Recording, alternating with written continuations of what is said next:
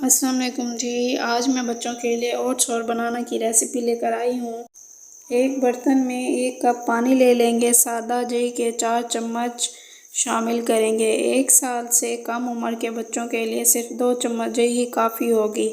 अच्छा जी, इसको 4 से 5 मिनट तक हल्की आंच पर पकाएंगे। जब ये अच्छे से पक जाए तो चूल्हा बंद कर देंगे।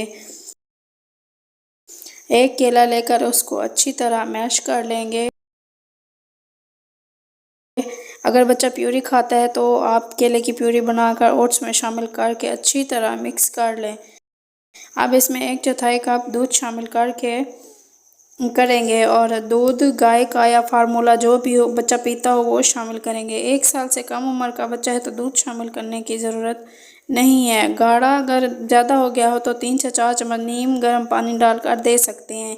दही और केले में आला फाइबर, आयरन और तमाम ज़रूरी मिनरल्स विटामिन्स होते हैं। बच्चे के नाश्ते में ओट्स और केला शामिल करना सेहत बख्श ग़िज़ा का इंतखाब है।